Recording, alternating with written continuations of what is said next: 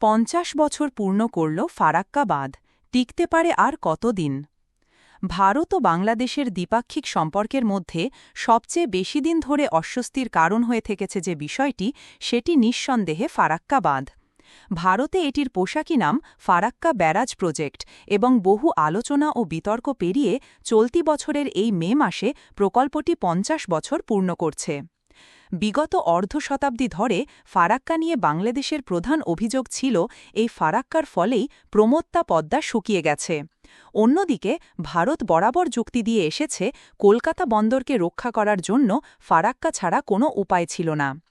ফারাক্কা চালু হওয়ার 2 দশকেরও বেশি সময় পর 1996-তে ভারত ও বাংলাদেশ যে ঐতিহাসিক গঙ্গাজল চুক্তি স্বাক্ষর করে, তাতে অবশ্য ভাগীরথী ও পদ্মায় গঙ্গার জল ভাগাভাগি নিয়ে একটা ফর্মুলায় 2 দেশ একমত হতে পেরেছিল। 30 বছর মেয়াদী সেই চুক্তির কার্যকালও প্রায় শেষের পথে, চুক্তির নবায়ন নিয়ে আলোচনাও শুরু হয়েছে। তবে ফারাক্কা নিয়ে বিতর্ক, বিরোধ বা দোষারোপের পালা কিন্তু কখনোই থামেনি। তবে ফারাক্কার জন্যই পদ্মার কূলে মানুষের জীবন জীবিকা আজ বিপন্ন বলে যেমন বাংলাদেশের অভিযোগ, তেমনি ভারতেও কিন্তু ফারাক্কার সমালোচনা কম নয়। যেমন মাত্র কয়েক বছর আগেই ফারাক্কা ব্যারাজ ভেঙে দেওয়ারও দাবি তুলেছিল বিহার সরকার, যে রাজ্যটির অভিযোগ প্রতি বছর ফারাক্কার কারণেই তাদের বন্যায় ভুগতে হয়। ফারাক্কার উজানে ও ভাঁটিতে গঙ্গার ভাঙনও ওই এলাকার মানুষের জন্য খুব বড় সমস্যা। তাছাড়া অনেক বিশেষজ্ঞই মানেন কলকাতা বন্দরকেও সেভাবে বাঁচাতে পারেনি ফারাক্কা, যে কারণে উপকূলের কাছে তৈরি করতে হয়েছিল আরেকটি স্যাটেলাইট বন্দর হলদিয়া। তাহলে আজ 50 বছর পরে এসে ফারাক্কার ভবিষ্যৎ নিয়ে ভারত ঠিক কী ভাবছে? পাশাপাশি ফারাক্কা প্রকল্পটাতেই বা তখন ঠিক কী করা হয়েছিল এবং সেগুলো কী ধরনের বিতর্ক সৃষ্টি করেছে? ফারাক্কা ব্যারাজ প্রজেক্ট বা এফবিপি এর সার্ধশতবর্ষ পূর্তিতে সরেজমিনে ফারাক্কা ও আশেপাশের এলাকায় এবং কলকাতা বন্দরে গিয়ে ঠিক এই বিষয়গুলোতেই নজর দিয়েছে বিবিসি বাংলা। এই প্রতিবেদনে থাকছে তারই সারাংশ। ফারাক্কা প্রকল্পটা আসলে ঠিক কী? এক কথায় বলতে গেলে ফারাক্কা হল গঙ্গায় বাঁধ দিয়ে ও কৃত্রিম খাল কেটে পদ্মার দিক থেকে জলের প্রবাহ ভাগীরথীর দিকে সরিয়ে আনা, যাতে কলকাতা বন্দরকে বাঁচিয়ে রাখা যায়। প্রকল্পের বর্তমান প্রধান টেকনোক্র্যাট আর.ডি. দেশপাণ্ডের বলতে কোনো দ্বিধা নেই, যে লক্ষ্য সামনে রেখে ফারাক্কা তৈরি করা হয়েছিল, আমরা জোর গলায় বলতে পারি সেটা পুরোপুরি সফল হয়েছে। কলকাতা বন্দর যে আজও টিকে আছে, তা ফারাক্কার জন্যই।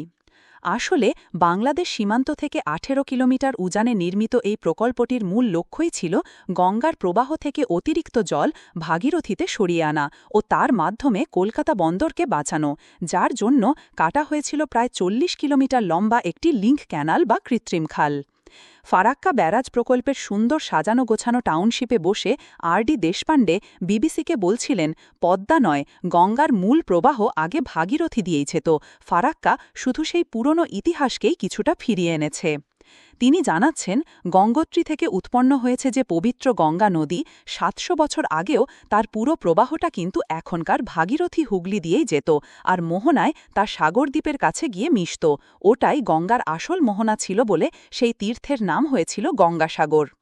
তখন পদ্মা ছিল গঙ্গার একটা ছোট শাখা নদী, কিন্তু 15 শতাব্দী থেকে ধীরে ধীরে সেই প্রবাহ পদ্মার দিকে সরতে থাকে। ফলে ব্রিটিশ আমলে যখন দেখা গেল তাদের জাহাজ কলকাতা বন্দরে ন্যূনতম ড্রাফটও পাচ্ছে না, তখন 1853 সালে ব্রিটিশ প্রকৌশলী স্যার আর্থার কটন গঙ্গা থেকে সম্ভাব্য দুটো জায়গায়, রাজমহল বা ফারাক্কায়, খাল কেটে ভাগীরথীতে জল টানার প্রস্তাব দেন। ফারাক্কা থেকে খাল কাটলে দৈর্ঘ্য অনেক কম হবে বলে অবশেষে ফারাক্কাকেই এই কাজের জন্য বেছে নেওয়া হয়। স্বাধীন ভারতে 1961 সালে অবশেষে সেই প্রকল্পের কাজ শুরু হয়, আর 1975 সালে এসে প্রধানমন্ত্রী ইন্দিরা গান্ধী জাতির উদ্দেশ্যে উৎসর্গ করেন ফারাক্কা ব্যারাজ। প্রকল্পের কাজ অবশ্য তারও বছর কয়েক আগেই প্রায় শেষ হয়ে গিয়েছিল, কিন্তু 71-এ স্বাধীন বাংলাদেশের জন্ম ফারাক্কার কমিশনিং পিছিয়ে দিয়েছিল বলে অনেকেই মানেন। ফারাক্কার কাজ যখন শুরু হয় তখন গঙ্গার ভাঁকিতে ছিল শত্রুদেশ পূর্ব পাকিস্তান, কিন্তু রাতারাতি সেখানে একটি বন্ধু দেশ চলে আসার ফলে ফারাক্কায় একতরফাভাবে গঙ্গা থেকে জল প্রত্যাহার ভারতের জন্য বিড়ম্বনার কারণ হয়ে উঠেছিল। যদিও অবশেষে ১৯৭৫-এর গোড়ায় এসে ইন্দিরা গান্ধী শেখ মুজিবের সঙ্গে একটা বোঝাপড়ায় আসতে সক্ষম হন। ঠিক হয় এপ্রিল-মে মাসে প্রতি ১০ দিন অন্তর গঙ্গা থেকে পরীক্ষামূলকভাবে নির্দিষ্ট পরিমাণ জল সরানো হবে। সেই পরীক্ষা অবশ্য পরেও আরও বহু বছর ধরে চলতে থাকে। সে বছরের মে মাসেই আনুষ্ঠানিকভাবে ফারাক্কার উদ্বোধন করেন দেশের সেচ মন্ত্রী জগজীবন রাম। পরবর্তী ৫০ বছরে যা কয়েক কোটি কিউসেক বাড়তি জল কলকাতায় এনে ফেলেছে। ভূতাত্ত্বিক ও নদী গবেষক ড পার্থসারথী চক্রবর্তী বলছিলেন, কলকাতা বন্দরে ১৯৬০ সাল পর্যন্ত কিন্তু আমাদের নাব্যতা ছিল, ২৬ ফুট ড্রাফট ছিল এবং তাতে ২৯১ দিন এই বন্দরে জাহাজ ঢুকত, মানে ওই ২৬ ফুট ড্রাফটের জাহাজ ঢুকত। ১৯৬০ সালের পর থেকে কিন্তু মারাত্মক অবস্থা হয়। এখন এই ফারাক্কা অঞ্চল কেন ফারাক্কা অঞ্চলকে ব্যারাজ করার জন্য বাছা হলো, তার কারণ সেখানে ১০০ বছরের মধ্যে নদী নড়াচড়া করেনি, তার ব্যাংকের মধ্যেই ছিল এবং ওই ব্যারাজটা ওইখানে করলে জলটা ব্যারাজটা ঠিকমতো স্টেবিলিটি থাকবে। তিনি আরও জানাচ্ছেন, ফারাক্কায় এমন ব্যবস্থা নেওয়া হয়েছিল যাতে কলকাতায় সম্পূর্ণ সিল্ট ফ্রি বা পলিমুক্ত জল সরবরাহ করা যায়। তার জন্য ওখানে ছাঁকনি দেওয়া আছে, যে কারণে ফারাক্কার জল কলকাতায় পানীয় জল হিসেবেও সাপ্লাই দেওয়া হয় বলছিলেন মিস সরকার। ফলে ১০০০ মাইলেরও বেশি পথ পেরিয়ে উত্তর ভারতের লাইফলাইন গঙ্গা ফারাক্কাতে এসে ব্যারাজের বাধায় বাধা পড়েছে, আর সেখানে মোট ১০৯টি লক গেটেই নদীর জলের প্রবাহ নিয়ন্ত্রিত হচ্ছে। আর ফারাক্কাতে নদীর ডান দিক থেকে কাটা হয়েছে ৩৮.৩ কিলোমিটার লম্বা ভাগীরথী ফিডার ক্যানাল, যা জঙ্গিপুরের কাছে ভাগীরথীতে গিয়ে মিশে এবং পরে সেই নদী হুগলি নামে পরিচিতি পেয়েছে। এককালের ছোট্ট গ্রাম ফারাক্কাকে কেন্দ্র করে তৈরি হয়েছে একটি আধুনিক উপনগরী। পশ্চিমবঙ্গের উত্তর ও দক্ষিণ প্রান্তের মধ্যে রেল ও সড়ক যোগাযোগও স্থাপন করেছে ব্যারাজের ওপর দিয়ে তৈরি ট্রেন লাইন ও রাস্তা। ক্যানালের জলে প্রচুর মাছ ধরা পড়ে, এমনকি ইলিশও। ভারতে হলদিয়া থেকে এলাহাবাদ পর্যন্ত বিস্তৃত ১ নম্বর জাতীয় জলপথেরও অতি গুরুত্বপূর্ণ অংশ এই ক্যানাল। ৮০-র দশকে ফারাক্কাতে এনটিপিসির যে তাপবিদ্যুৎ কেন্দ্র গড়ে তোলা হয়, তারাও ব্যবহার করে এই ক্যানালের জল। ভাটির দিকে মুর্শিদাবাদের সাগরদিঘিতে পশ্চিমবঙ্গ সরকারও একটি তাপবিদ্যুৎ কেন্দ্র স্থাপন করেছে, তারাও এই জলের ওপর নির্ভরশীল। সব মিলিয়ে ফারাক্কা শুধুমাত্র একটি বাঁধ ও খালই নয়, এই প্রকল্পকে ঘিরে গত ৫০ বছরে একটা বিরাট ক্যানভাসই আঁকা হয়ে গেছে বলা যায়, যাকে বিশেষজ্ঞরা ফারাক্কা ইকোসিস্টেম নামে বর্ণনা করে থাকেন। ফারাক্কা নিয়ে ভারতেও এত বিতর্ক কেন? ফারাক্কার প্রায় জন্মলগ্ন থেকেই এই প্রকল্পের কার্যকারিতা নিয়ে ভারতেও অনেক বিশেষজ্ঞ সন্দিহান ছিলেন। তবে কলকাতা বন্দরকে বাঁচানোর যুক্তিটা এতটাই প্রবল ছিল যে সেই সব আপত্তি বিশেষ ধোপে টেকেনি। পশ্চিমবঙ্গ সরকারের সেচ বিভাগের একজন শীর্ষস্থানীয় প্রকৌশলী কপিল ভট্টাচার্য তো ফারাক্কার বিরোধিতা করে সরকারি চাকরিও ছেড়ে দিয়েছিলেন। ফারাক্কা প্রকল্প কেন বিপজ্জনক তার পক্ষে যুক্তি দিয়ে তিনি অনেক লেখালেখিও করেছেন। পরবর্তী জীবনে কপিল ভট্টাচার্য অ্যাক্টিভিস্টে পরিণত হন, যুক্ত ছিলেন মানবাধিকার সংগঠন এপিডিআরের সঙ্গেও। ১৯৮৯ সালে মি ভট্টাচার্যের মৃত্যুর ২৭ বছর পর ২০১৬ সালে বিহারের রাজ্য সরকার ফারাক্কা বাঁধ তুলে দেওয়ার জন্য কেন্দ্রের কাছে আনুষ্ঠানিক দাবি জানায়। তখন বিহারের মুখ্যমন্ত্রী নীতিশ কুমার প্রধানমন্ত্রী নরেন্দ্র মোদীর সঙ্গে দেখা করে যুক্তি দিয়েছিলেন, ফারাক্কার জন্যই তার রাজ্য প্রতি বছর বন্যায় ভেসে যাচ্ছে, অতএব বাঁধটাই তুলে দেওয়া হোক। নীতিশ কুমার তখন প্রকাশ্যেই সাংবাদিকদের বলেছিলেন, গঙ্গায় খুব বেশি পলি পড়ছে বলেই এই পরিস্থিতি তৈরি হয়েছে। আর যখন থেকে ফারাক্কা বাঁধ তৈরি হয়েছে তখন থেকেই এই অবস্থা, নইলে আগে নদীর প্রবাহের সঙ্গে অনেকটা পলি বঙ্গোপসাগরে চলে যেত, সমুদ্রে গিয়ে মিশত। ১০-১২ বছর ধরে ফারাক্কার প্যাটার্ন স্টাডি করেই এ মন্তব্য করছেন, তখন এ কথাও জানিয়েছিলেন তিনি। নীতিশ কুমার আজও বিহারের মুখ্যমন্ত্রী, তবে যে কোনো কারণেই হোক ফারাক্কা বিরোধিতার সুর তিনি অনেক স্তিমিত করে ফেলেছেন। এই মুহূর্তে তিনি কেন্দ্রে ক্ষমতা থাকা বিজেপির রাজনৈতিক সঙ্গীও।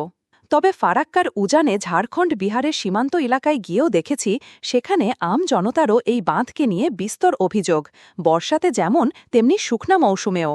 বিহারের আহমদাবাদ গ্রামের বাসিন্দা ওয়াহিদ শেখের কথায়, বর্ষার সময় ফারাক্কার সব গেট খুলে দেওয়া উচিত, নইলে বিহারবাসীর খুব দুর্দশা। অথচ বর্ষার সময়ই গেট বন্ধ রাখে, নদী ওভারফ্লো করলে তখনই গিয়ে গেট খোলে, যখন বিহার ডুবে গেছে। বর্ষার মৌসুম এলেই যদি গেট খুলে দেয় তাহলে বিহার একটু স্বস্তি পাবে। ঝাড়খণ্ডের সাহেবগঞ্জ জেলায় গঙ্গা তীরের লাধোপাড়া গ্রামের মিশির শেখ আবার বলছিলেন, রাজমহলের ওপারে গঙ্গা যদি দেখেন, গরমে নদী তো একদম শুকিয়ে যায়। ছোট একটা নালার মতো গঙ্গা বইতে থাকে, বাকি পুরোটা শুকিয়ে যায়। এখন সব জল বাংলাদেশে ছেড়ে দিলে কোনো ফসলই হবে না, কিষাণ তো না খেয়ে মরবে। কলকাতা বিশ্ববিদ্যালয়ের অধ্যাপক ড সুমনা বন্দ্যোপাধ্যায় ফারাক্কা অঞ্চলে বাঁধের প্রভাব নিয়ে ফিল্ড স্টাডি ও গবেষণা করেছেন। এ ব্যাপারে তারও মিশ্র অভিজ্ঞতা। ফারাক্কায় নদীর বুকেও চর পড়েছে, মাঝ নদীতে বক দাঁড়িয়ে আছে, এটাও যেমন দেখেছি, তেমনি গঙ্গার বিধ্বংসী ভাঙনে পাড়ের মানুষের জীবন ছারখার হয়ে যেতেও দেখেছি, বলছিলেন তিনি। সুমনা বন্দ্যোপাধ্যায়ের কথায়, এই নদীর যে প্যাটার্নের চেঞ্জটা, ইটসেলফ নদীটার মধ্যে তার দুই পাড়ে সবটারই ওপরে একটা ইম্প্যাক্ট ফেলেছে ফারাক্কা ব্যারাজ। ডেফিনেটলি তার পজিটিভগুলো আমরা পেয়েছি, নেগেটিভগুলো আমরা দেখতে পাচ্ছি। ফারাক্কাতে তার শেষ ফিল্ড স্টাডিতে স্থানীয় গ্রামবাসীরা ফারাক্কা বাঁধকে তুলনা করেছিলেন একটা সাপের মাথা চেপে ধরার সঙ্গে। এমনিভাবে দেখালো যে একটা সাপ রয়েছে, তার মুখটা আপনি চেপে ধরলেন, মানে মাথাটা, তাহলে সে তো দেখবেন ছটফট করছে বেরোনোর জন্য। অ্যাজ ইফ ব্যারাজটা যেন একটা সাপের মুখটা চেপে ধরার মতো জিনিস, এবং নদী তখন নদীর কোর্সটা তো পাল্টাচ্ছে, সে আর একভাবে যেতে পারছে না। সে যেহেতু রেস্ট্রিক্টেড, বাউন্ডেড, তাই সে আরও বেশি করে প্যাটার্নটা, কার্ভসগুলো আরও বেশি হচ্ছে, ছটফট করার মতো। ওরা সুন্দর একটা এক্সপ্লেনেশন দিয়েছিল, জানাচ্ছেন তিনি। ফারাক্কার নির্বাচিত জনপ্রতিনিধি আবার জানাচ্ছেন, নদীর ভাঙন ঠেকাতে না পারলে ফারাক্কা অচিরেই তাদের জন্য চরম সর্বনাশ ডেকে আনবে। ফারাক্কা আসনের এমএলএ বিধায়ক মনিরুল ইসলাম বিবিসিকে বলছিলেন, ফারাক্কার জন্য আমাদের যোগাযোগ ব্যবস্থাটা অবশ্যই ভালো হয়েছে। উত্তরবঙ্গের সঙ্গে দক্ষিণবঙ্গের মেলবন্ধন এটা তৈরি করেছে ঠিক, কিন্তু আমাদের আপিল কি, গঙ্গার ড্রেজিংটা করে দিলে আমরা কিন্তু বিপদমুক্ত হব আর কি। এই ড্রেজিং না করলে আগামী 50 বছর বলছেন কেন, অল্প কিছুদিনের মধ্যেই আমরা নদীর গর্ভে চলে যাব। তো আমাদের কাছে ব্যারাজ একরকম অভিশাপের কারণ হয়েও দাঁড়িয়ে গেছে আর কি। তিনি আরও বলছিলেন, মুর্শিদাবাদের মোরগ্রাম থেকে নিয়ে আপনার মালদা পর্যন্ত আমাদের এই ভৌগোলিক অবস্থানটা দেখবেন, আমরা একটা সরু রাস্তার ওপর বাস করছি। ওদিকে ঝাড়খণ্ড, এদিকে নদী, বাংলাদেশ, এইটুকুনটা। তাই আমাদের হাজার হাজার একর যে নদীর গর্ভে গিয়েছে, মাঝ নদীটাকে যদি ড্রেজিং করে পাথর দিয়ে বেঁধে দেয় আর কি, তাহলে অনেক লোক ওখানে চাষবাস করে বাড়িঘর করে থাকতে পারবে, কেন্দ্রের কাছে দাবি জানান তিনি।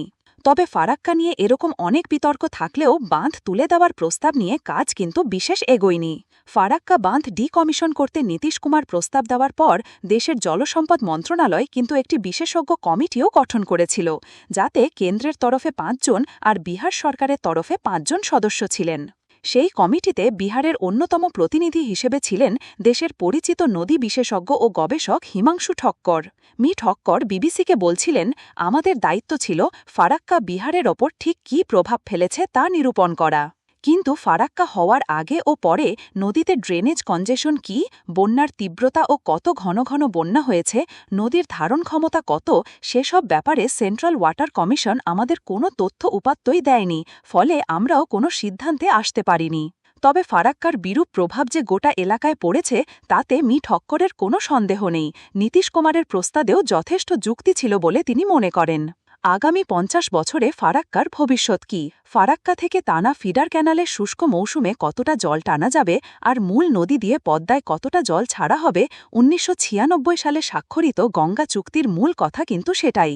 এখনকার চুক্তি বলছে, প্রতি বছরের 1 জানুয়ারি থেকে 31 মে এই শুষ্ক মৌসুমের সময়টায় প্রথম 10 দিন ক্যানাল আর পরের 10 দিন করে পদ্মা অন্তত 35,000 কিউসেক পরিমাণ জল পাবেই, অ্যাসিওর্ড অ্যামাউন্ট বা প্রতিশ্রুত পরিমাণ। এই জলের প্রবাহ ঠিকঠাক যাচ্ছে কিনা তা দেখার জন্য ব্যারাজ থেকে কয়েকশো মিটার দূরে ভাটির দিকে মনিটরিং স্টেশনও আছে, যেখানে ভারত ও বাংলাদেশের প্রকৌশলীরা একসঙ্গে সার্বক্ষণিক অবস্থান করেন। ঠিক একই ধরনের যৌথ মনিটরিং স্টেশন আছে বাংলাদেশের দিকে পদ্মার উপরে হার্ডিঞ্জ ব্রিজের কাছেও। এখন আগামী বছর 2026 কোন শর্তে সেই গঙ্গা চুক্তির নবায়ন হয় বা আদৌ হয় কিনা যথারীতি তার উপরও অনেকটা নির্ভর করছে ফারাক্কার ভবিষ্যৎ।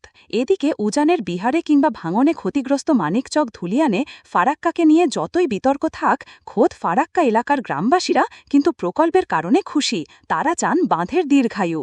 ফারাক্কা উপনগরী লাগোয়া পলাশী গ্রামের বাসিন্দা তপন মিশ্র যেমন বলছিলেন, অনেক কিছু থেকে সুবিধা হয়েছে, যেমন কৃষকরা জল পাচ্ছে, জেলেরা মাছ ধরে দুটো খেতে পাচ্ছে।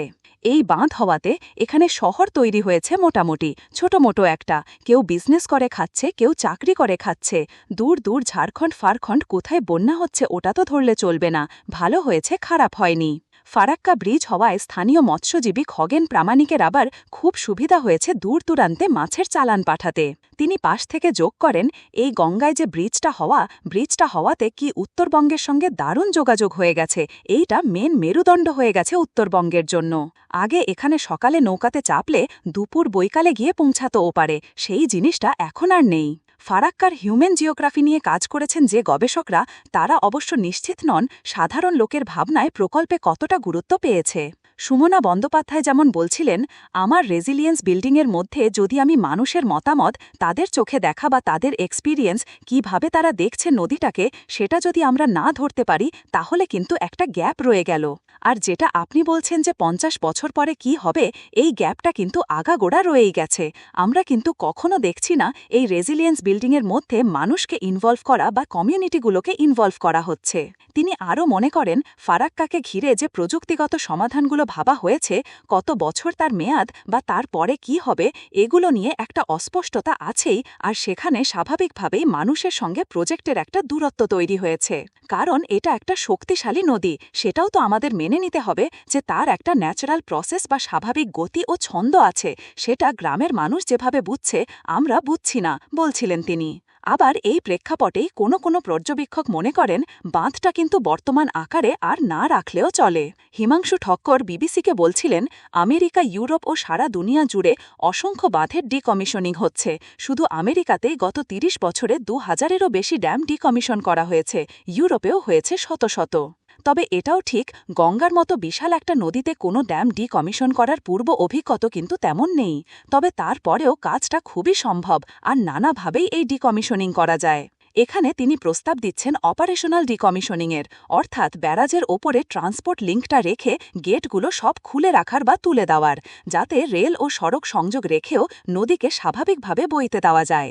পাশাপাশি ক্যানালটা এখন যে সুবিধাগুলো দিচ্ছে সেটা কিভাবে বজায় রাখা যায় তাও দেখতে হবে।